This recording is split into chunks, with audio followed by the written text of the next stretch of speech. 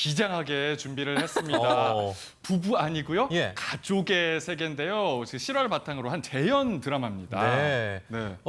근데 강성기 아나운서가 아직 그 결혼도 안 했잖아요. 예, 험난한 결혼 생활 뭐 어떻게 결혼하고 오실래요, 그냥? 아니 무슨 소리 하시는 거예요? 저도 가족 있어요. 저도 사랑하는 가족이 있고요. 결혼 얘기한다면서. 두 분처럼 앞으로 또 아름다운 가정 꾸려나갈 대한민국 남성인데 무슨 소리 하시는 겁니까? 입을 이렇게 삐죽거려요. 저 이거 별로 안 되는 코너인데 제 코너에 태클을 걸지 마. 자, 가족의 세계에서는요, 좀 실제로 일어날 수 있는 위기들을 바탕으로 가족의 이런 분쟁들을 원만하게 해결하고 예방하자는 취지에서 만들어졌는데요. 첫 번째 가족에게 닥쳐온 위기는 어떤 걸까요? 가족의 세계 지금 확인하시죠. 오늘의 주인공 워킹맘 이순정 씨. 그래서 말고 어디 좋은 데 가나 봐. 에어컨 치마는 게 뭐야? 입술은? 아유 주자가 드셨어? 엄마, 쥐잡아 먹었어? 뭐? 아유 그냥 철없는 부자를 보고 있으면 아들 둘을 키우고 있다는 착각마저 드는데요. 빈속에 일하면 또 버려요. 감사합니다, 아버님. 여기 들어. 그나마 자상한 시아버지가 있어서 든든한 그녀. 네. 그러던 어느 날 부부의 사이가 조금씩 금이 가기 시작했습니다. 허허. 뭐야, 조선배가 여기 왜 있어? 뭡니까? 선배님이 여기 웬일이세요? 나 오늘부터 순정이랑 근무하기로 했잖아. 나 먼저 갈게. 왜 선배랑 회사 같이 다니는 거 나한테 얘기 안 했어? 당신이 쓸데없는데 신경 쓸까 봐 그랬지. 그리고 대학 다닐 때 당신이 저 오빠 안 좋아했잖아. 아 심각해요. 남편의 질투가 심해졌는데요. 의심이 좀 생기는 분위기. 뭐죠? 무서운데 분위기가. 달라진 남편의 태도에 행복한 결혼 생활이 무너지기 시작했습니다. 스릴러인데요, 이거는? 깊은 밤.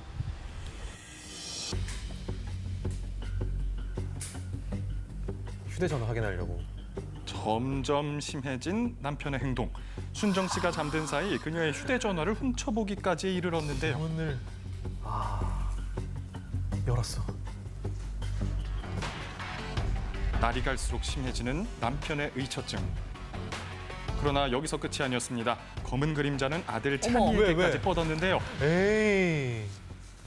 유전자 검사? 제가 가볼게요. 평화로운 아침을 깨는 낯선 방문자. 반갑습니다. 다름 아닌 등기 우편이었습니다. 유전과학연구소? 유전과학연구소에서 무슨 일일까요? 여보, 당신 앞으로 무슨 서류가 왔는데? 줘봐. 갑자기 날카로워진 시아버지와 남편. 우편물의 내용을 확인하는데요. 그 반응이 심상치 않습니다. 왜? 친자가 아니야? 설마. 아들 찬이가 남편의 친자식이 아니라는 것. 대체 이게 어떻게 된 걸까요? 의심이 괜한 의심이 아니야. 어떻게 이거? 찬이가 제 친아들이 아니라고요? 이건 말도 안 돼요. 찬이는 제 친아들이 맞아요. 네 배에서 나왔으니 네 친아들은 맞겠지. 감히 다른 집안에 찌를 품고 이야. 내 집으로 들어와? 하늘이 무섭지도 않아? 이 뻔뻔한 거다. 오빠 아들이 맞다고요. 오빠 알잖아. 뭐라고 말 좀 해봐. 이렇게 유전자 검사 결과가 떡하니 있는데 더 이상 뭐가 필요해? 오빠 나 좀 믿어줘. 나 정말 억울해.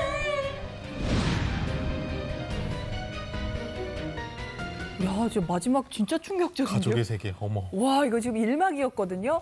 요 사연 아주 맨눈으로 지켜보신 두 분이 계십니다. 자, 신중권 변호사님 그리고 곽금주 교수님 나오셨습니다. 네, 안녕하세요. 네, 안녕하세요. 네. 자, 이게 정확한 증거도 없었는데 유전자 검사까지 한 남편이 일단은 처음엔 이해가 안 됐거든요. 곽 교수님. 네.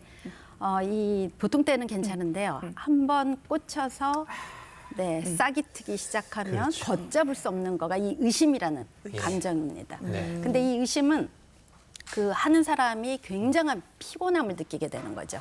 지금 이제 남편의 입장에서 아내가 어떤 남자 선배를 만났다. 네. 근데 무슨 관계일까? 네. 아무 관계 아닌데. 아무 관계 아닐 수 있잖아요. 그런데 회사 동료. 아니면 이상한 관계인가? 라고 생각하면 걷잡을 수가 없게 되는 거죠. 네. 그러니까 이러한 것들이 굉장히 이제 남편에게 피로감을 가져오게 됐고요. 이러한 피로감 때문에 내가 생각하고 싶은 대로, 보고 싶은 대로 보려고 하는 그러한 것들이 생기고요. 그렇기 위해서 뭔가 확신하려고 하는 거.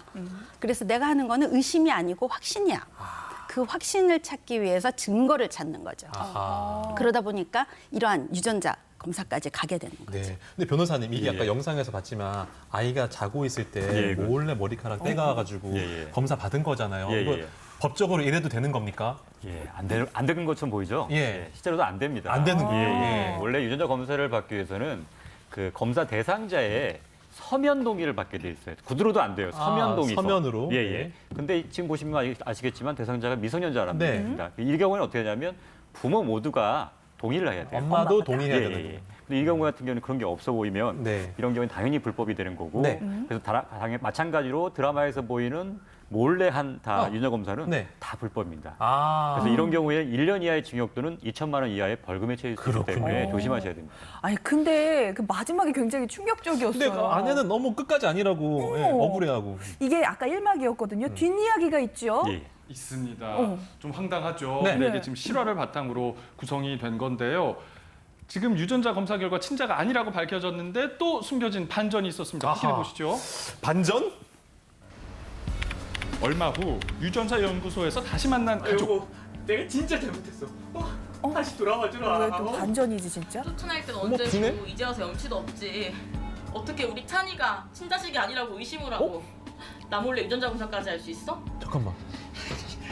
아버지, 이게 다 아버지 잘못이잖아요. 에이, 아빠한테. 아버지가 책임지세요. 나도 의심할 만하니까 의심했지.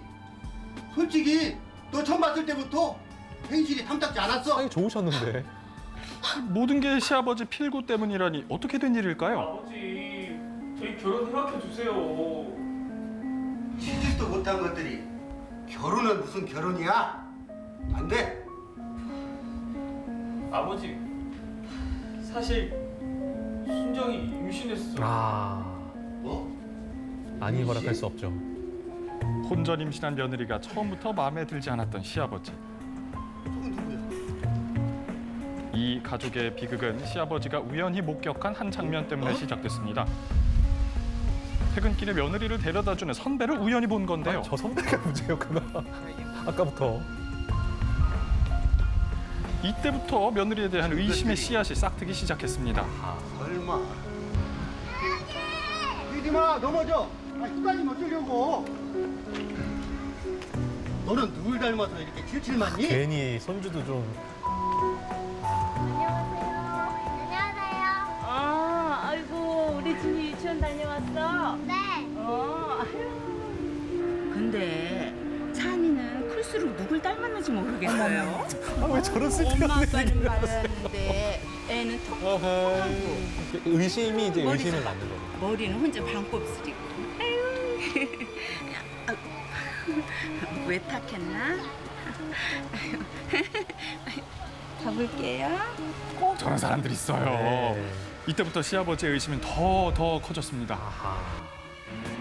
친손자가 아닐지도 모른다는 의심까지 이르게 된 시아버지. 급기야 이를 확인하기 위해 유전자 검사까지 의뢰했던 겁니다. 의뢰인이. 어떻게 그러실 수 있어요? 제가 재검사하자고 안 했으면 우리 찬이 평생 오해받으면서 클 뻔했잖아요. 유전자 검사에서 친자식이 아니라고 하니까 쫓아냈지. 친자식이라고 했으면 내가 쫓아냈겠니? 맞아. 아니 유전자 검사가 이랬다 저랬다 하는 게 어딨어요? 아니 저 병원은 당신들이 책임져요. 책임지라고요.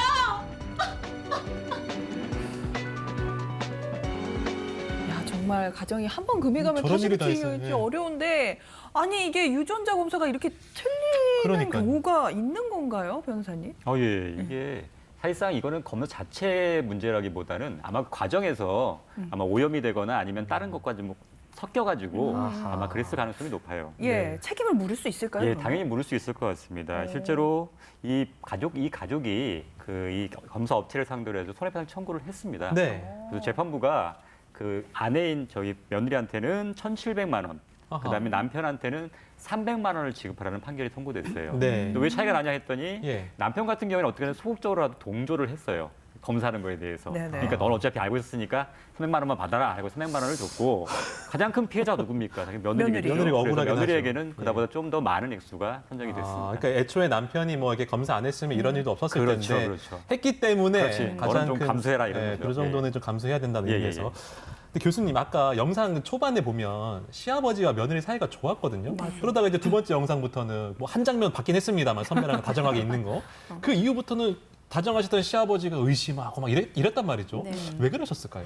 그 보통 시아버지 같으면은 뭐 유전자 검사까지 안 갔을 겁니다. 네. 그런데 이 경우에 시아버지가 앞치마도 두르고 있고요. 네, 그리고 아이도 지금 손주도 계속 보고 있는 것 그러네요. 같고요. 네. 그렇게 아마도 집안 일을 계속 하다 보면은 이 집안일이 엄청나게 스트레스를 받게 되잖아요. 그래서 약간의 불만도 생길 수 있게 되고 또 며느리는 직장 생활을 하게 되니까 그렇다고 이 힘들게 일하는 며느리를 탓할 수도 없고 그러한 불만이라든지 이러한 것들이 쌓였을 것 같아요. 그렇다고 내가 여기서 불만을 표시하면 너무 치사한 시아버지가 되는 것 같고 그래서 어떠한 비난을 하려고 하는 그러한 것들을 찾고 싶은 심리가 의심을 가지게 되지 않았나. 겉보기에는 행복해 보여도 좀 쌓여있던 게 그렇죠. 많았던 그런 네. 상황이었군요. 아니 진짜 며느리 입장에서는 진짜 재검사를 해서 다행인 건데 며느리 입장에서 남편뿐만 아니라 진짜 실제로 시아버지한테 책임을 물을 수도 있는 걸죠. 예. 다행히도 이 사안에서는 그 며느리가 시아버지와 남편을 용서해서 이혼까지 가지 않았어요. 다행이네요. 다행인데 만약 이혼을 선택했더라면 이 시아버지의 행동 자체가 이혼 사유가 될 수가 있어요. 그러니까 부당한 대우를 며느리에 대해서 부당한 대우를 한 것으로 볼 수 있기 때문에 이런 경우에는 남편을 상대로 이혼 소송뿐만 아니라 그 시아버지를 상대로도 손해배상 즉 위자료를 청구할 수가 있습니다. 네, 강성 변호사 짧게 뭐 여쭤볼 게 있습니까, 저도 교수님한테? 궁금한 게 예. 며느리가 왜 시아버지나 남편에게는 책임을 안 묻고 업체한테만 소송을 냈을까요, 교수님? 네, 만약 이게 결과가 네. 그렇게 나왔다고 하면은 이 며느리 입장에서는 이렇게까지 유전자 검사까지 가게 된 남편과 시아버지에 대한 분노와 배신이 엄청 컸을 거예요.